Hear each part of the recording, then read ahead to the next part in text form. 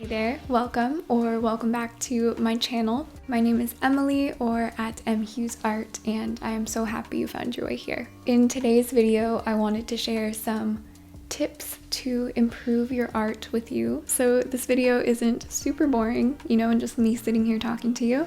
I have some painting footage of me painting this large-headed goldfish in acryl gouache. So you can watch that while I share some tips, and I hope you find them helpful. And if you enjoy this video, I can definitely make more. So yes, let's get into it.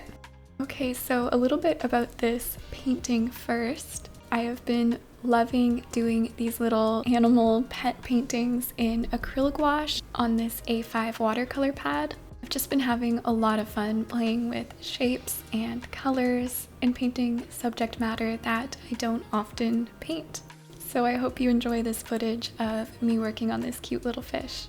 Okay, so tip number one is to create art for practice purposes rather than always having to create a perfect finished piece with lots of conceptual meaning behind it. If you always feel like each piece has to be amazing, better than the last, your best painting yet, that is a lot of pressure to put on yourself and it won't help you grow. I found that I had the most artistic growth when I started doing paintings on sheets of canvas from a canvas pad rather than every painting being on a beautiful stretched canvas or primed panel. Canvas pads are very affordable in comparison, which took a lot of the pressure away and allowed me to have fun while painting and try new things and take risks. I knew that if the painting failed, it wasn't a big deal. I could just rip that piece out of the canvas pad and do another painting the next day. Creating art to explore and learn is arguably more valuable than trying to create impressive, finished works of art every time. And that doesn't mean you can't do those big, important pieces, but try to do more low-stakes artwork for practice sake. And I promise you, exciting things will happen. Okay, tip number two is to create a short list of your art goals. This can be, elements that you want to improve at, what you want your art to say. These can be very specific or broad, but I think it's a good idea to have at least a little bit of a roadmap so you know what you are striving towards. Do you want to get better at describing things with fewer brushstrokes? Do you want to get better with your color usage? Do you want to explore color, different color palettes? Give yourself a little list of things that you want to work on and where you want to go, because otherwise it can feel sort of like you're flailing around and you don't know what direction to go in. It can get really frustrating and discouraging. Having a few clear goals can make it much easier to get your art to where you want it to be. If you want to get better at painting portraits, you can start by studying the features of the face and then maybe moving on to different angles of the entire face. And by giving yourself these little manageable steps, I find it is a lot easier to actually make those improvements. Have these goals in the back of your mind whenever you sit down to draw or paint. What do I need to work on or focus on to get myself closer to making the art that I want to make? Okay, I just want to quickly thank today's sponsor, which is Skillshare. You may know Skillshare for classes in art, photography, and illustration, but did you know that Skillshare has hundreds of career-focused classes too? If you've been following along with my channel, you know that I have been pursuing a career as a self-employed artist, and it's honestly a little bit terrifying, but Skillshare has been a great resource for me to learn important skills that help me stay on track to reach my goals. I've recently taken a class called Confidence for Creatives, 5 exercises to grow your confidence and self-care by Eugenia Washington. This class has really inspired me to be more confident in myself and my creativity. If you are interested in exploring Skillshare's incredible class library for creatives, you can use the link in my description. And the first 1,000 people to use this link will get a 1-month free trial of Skillshare. Thank you so much, Skillshare, for sponsoring today's video, and let's get back to it. Okay, tip number 3 is to simplify. Try to train yourself to see the bigger shapes in what you are drawing or painting. Try not to get caught up in all of the little unnecessary details. Ask yourself if they need to be there in the painting or the drawing. Does it make the painting or the drawing better? All you really need are the big ideas and the big shapes.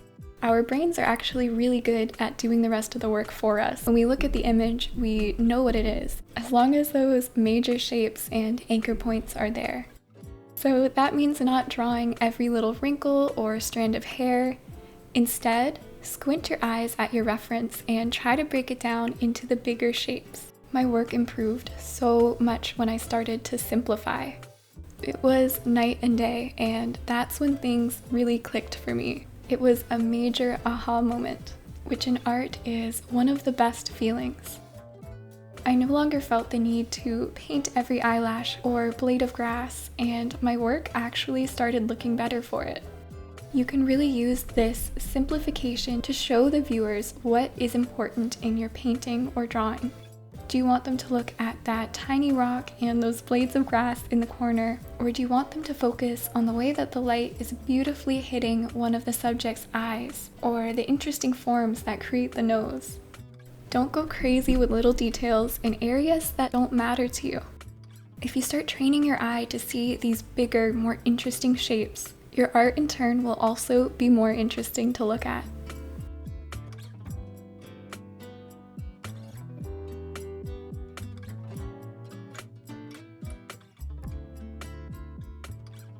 Okay, I think we're on tip number 4, and this one might be a bit more of an obvious one, but that is to keep a sketchbook. All of the times in my art journey where I was dedicated to keeping a sketchbook were the times that I made leaps and bounds in improving my work. If you can take a few minutes every day to sit down with your sketchbook, even if you're not inspired to draw, if you can write down ideas, that is great. And nobody has to see this sketchbook. Keep it just for yourself. I have lots of sketchbooks filled with terrible, terrible drawings, but you have to make the terrible drawings to learn and make the better drawings. It's just how it works. The more you can do it, the better.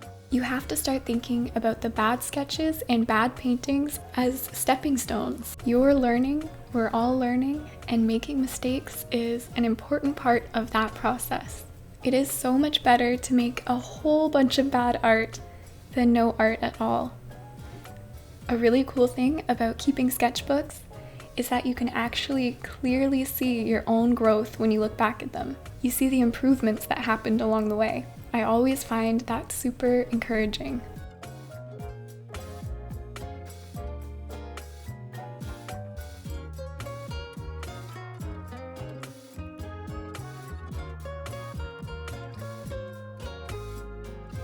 Okay, tip number 5, the final tip of this video, is to learn from artists that you admire. If there are artists that you really like and they have an online course and you're able to, take that online course. They're offering up their knowledge for you to take in and absorb.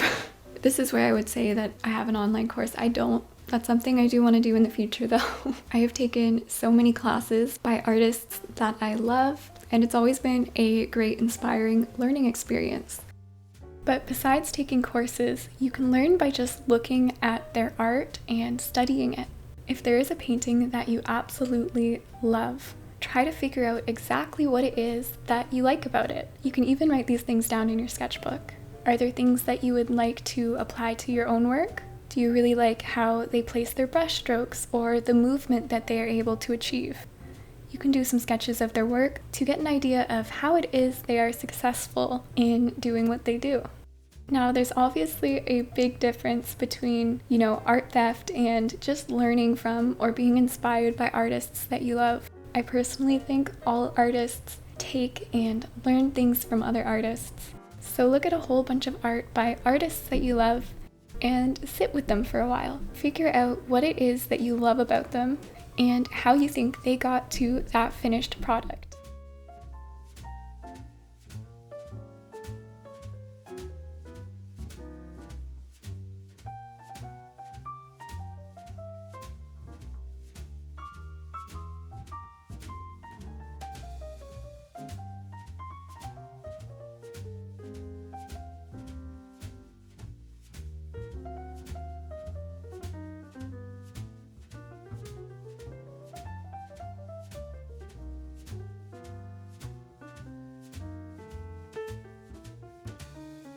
Okay, so I think that is it for today's video. I really hope you enjoyed, and I hope, at least one of those tips was helpful for you. I want to say thank you again to Skillshare for sponsoring today's video. The first 1,000 people to use the link in my description box will get a 1-month free trial of Skillshare. I also want to say a huge thank you to my lovely channel members. And I will see you all very, very soon with another video. Bye-bye.